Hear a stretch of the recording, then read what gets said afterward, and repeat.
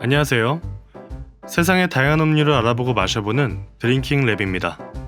오늘은 세계 음료 브랜드 가치 1위이자 세계에서 가장 많이 소비되는 탄산음료인 코카콜라에 관한 알면 쓸데없지만 재밌을 수도 있는 12가지 이야기들을 소개해드리겠습니다. 워낙 근본이 넘쳐흐르는 음료라 그런지 분량이 꽤 많습니다. 이번 코카콜라 편은 2편으로 제작되었습니다. 최초의 콜라는 마약인 코카인을 재료로 만들었다는 것을 아시나요? 때는 바야흐르 19세기 후반, 당시 미국은 남북전쟁이 끝난 직후 엄청난 진통을 겪고 있었습니다. 전쟁으로 인한 부상과 장애, 기아, 질병, 그리고 대립은 사람들을 지치게 만들었고, 이런 혼란스러운 상황에서 특정 질병에 대한 약을 미리 제조해서 판매하는 행위인 이른바 매약이 유행하고 있었습니다. 오늘날에도 매약은 널리 통용되고 있지만 이때는 정도가 달랐습니다. 당시 미국 특허청엔 1,500여 개가 넘는 매약이 넘쳐나고 있었고, 효능이 제대로 입증되지 않은 약들이 대부분이었습니다. 이때 과대 광고 역시 매우 심해서 필라델피아에서 판매하고 있던 어떤 한 약은 간질환, 소화불량, 이질, 말라리아, 오한, 발열, 댕기열, 구취, 쓸개질환, 생리불순, 산통, 요통 등 이렇게 말도 안 되는 효과가 있다고 신문에 광고를 했을 정도입니다.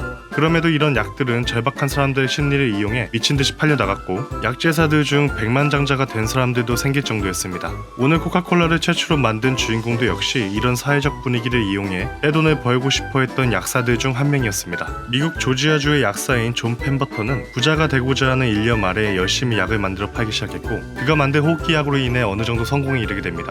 하지만 그에겐 고민이 한 가지 있었습니다. 그는 과거 남북전쟁에 참전했었는데 전쟁 중 심한 부상을 입게 됩니다. 전쟁이 끝난 후에도 그때 입은 부상 때문에 극심한 고통에 시달렸고, 진통제인 모르핀을 계속 맞을 수밖에 없었습니다. 때문에 모르핀에 중독이 되었고 급기야 내성까지 생기기에 이릅니다. 이에 펜버턴은 모르핀을 대체할 수 있는 약물 개발을 결심했고, 그 당시 히트를 치고 있었던 프랑스의 약사인 안젤로 마리아니가 개발한 백마리아니에 주목했습니다. 백마리아니는 와인에 코카잎을 넣어 만든 음료인데, 펜버턴은 음료의 재료인 코카잎을 주목한 것이었습니다.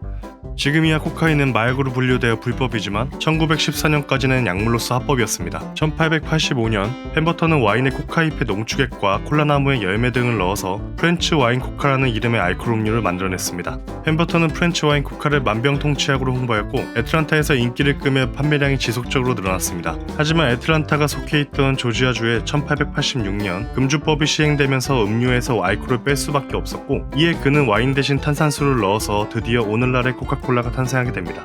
새롭게 무알코올 버전으로 탄생한 이 음료는 그에 걸맞는 이름이 필요했고, 격리 직원이었던 프랭크 로빈슨이 코카인의 코카와 콜라나무의 콜라를 합성한 단어인 코카콜라를 제안합니다. 콜라나무의 첫 알파벳은 K였지만 K가 아닌 C로 제안했는데, 이는 C가 2번 들어가는 것이 눈에 더 잘 들어오고 발음도 똑같았기 때문입니다. 게다가 현재까지도 사용되는 코카콜라의 로고도 프랭크 로빈슨이 직접 필기체로 써서 만들었다고 합니다. 펜버턴은 이렇게 만들어진 코카콜라를 약국에서 잔당 5센트에 판매하기 시작합니다. 하지만 한 해 수입이 $50밖에 안 될 정도로 판매량이 적었습니다. 수익이 점진적으로 늘고 있었지만 펜버턴은 코카콜라의 지분을 처분하기로 마음먹습니다.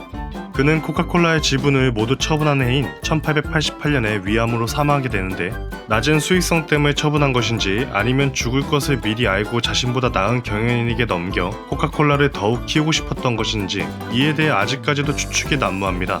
이때 바로 코카콜라를 세계적 기업으로 성장하는 데 가장 중요한 인물이 등장합니다. 바로 지분을 사들인 사람 중 한 명인 약재 도매상이었던 에이서 캔들러입니다. 그는 처음엔 코카콜라에 관심이 1도 없었습니다.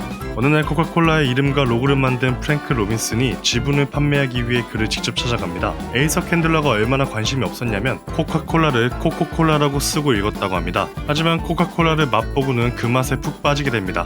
대박을 직감한 캔들러는 남은 지분인 3분의 1을 사들였고, 흩어져 있는 권리들을 모조리 얻기 위해 힘을 쏟기 시작합니다.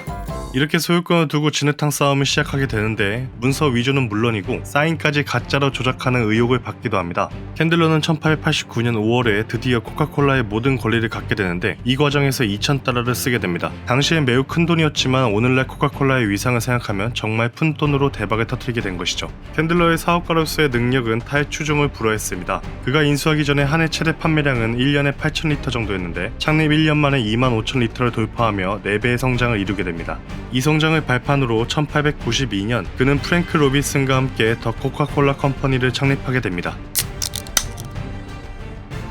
캔들러의 코카콜라는 분명 엄청난 성장을 이루었지만 아직까진 미국 동남부에 국한되어 있었습니다. 여기서 만족하고 싶지 않았던 그는 회사를 창립하자마자 화끈한 마케팅을 단행합니다. 이때 떠오른 아이디어가 바로 무료 쿠폰 마케팅이었습니다. 그는 하루에 수천 개의 무료 쿠폰을 뿌렸고 잡지에도 쿠폰을 게재했는데 20년 동안 회수된 쿠폰만 약 850만 개에 달했다고 합니다. 무려 코카콜라 850만 개를 무료로 뿌린 것이죠. 많은 사람들이 비웃기도 하고 말리기도 했지만 캔들러는 밀고 나갔습니다. 그는 코카콜라를 한 번도 마셔보지 않은 사람은 있어도 한 번만 마신 사람은 없다고 생각할 만큼 코카콜라에 대한 엄청난 자신감이 있었고 이 방법은 큰 성공을 거두게 됩니다. 점차 미국의 많은 주들로 퍼져나갔고 1895년 캔들러는 주주총회에서 미국의 모든 지역에서 코카콜라가 소비되고 있다라고 공식적으로 발표하면서 코카콜라의 위대한 여정의 서막을 알렸습니다. 이는 회사를 설립한 지 불과 3년 만에 이룬 성과였습니다.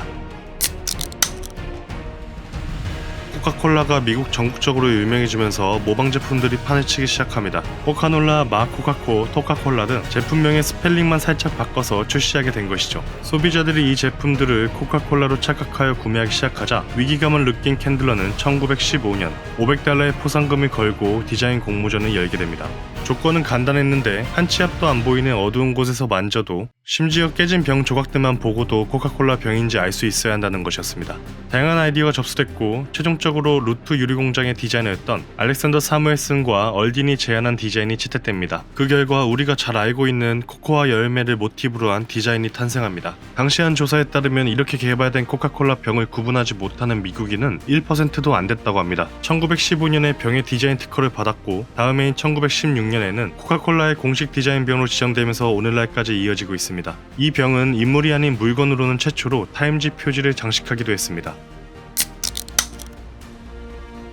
$2,000의 코카콜라의 권한을 인수해서 회사를 설립한 에이서 캔들러는 1919년 $2,500만 회사를 매각합니다. 현재 가치로 $3억 4,200만 달러의 가치였으며 무려 20년 만에 10,000배가 넘는 수익을 창출한 것이죠. 에이서 캔들러에 이어 CEO 자리에 오른 33살의 젊은 로버트 우드러프는 강력한 리더십으로 60년간 회사를 이끌며 코카콜라 역사에 빼놓고 말 수 없는 인물입니다. 그는 취임하자마자 조직을 대대적으로 개편하여 내실을 탄탄히 다지는 데 집중합니다. 언제 어디에서든지 고객들이 완벽하고 일정한 맛과 서비스를 느낄 수 있게 하고 싶었죠. 이에 품질관리부서와 기술부서를 만들어 복장, 위생, 서비스, 장비 등에 대한 명확한 기준을 확립합니다. 또한 당시 냉장 기술의 발전으로 고객들이 대량으로 음료를 사가기 시작했는데 좀 더 편하게 해주고자 세계 최초로 손잡이가 달린 포장 박스 식스팩 캐리어를 내놓았습니다.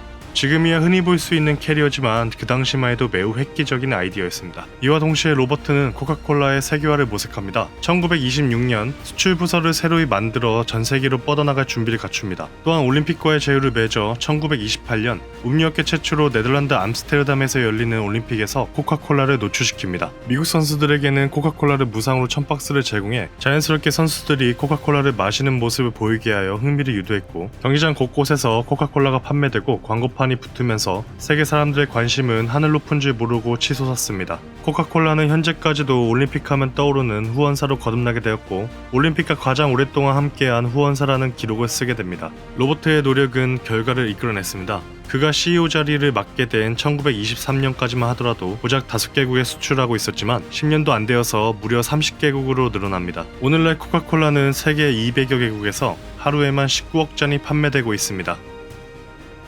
혹시 모두가 사랑하는 크리스마스의 할부지 산타 할아버지의 현재 이미지는 사실 코카콜라에서 만들어졌다는 것을 아시나요? 아쉽지만 이 이야기는 2편에서 이어서 소개해드리겠습니다. 즐겁게 보셨다면 구독과 좋아요를 부탁드립니다. 많이 부족합니다. 여러분들의 피드백을 적극적으로 받고 싶습니다. 지금까지 시청해주셔서 대단히 감사합니다.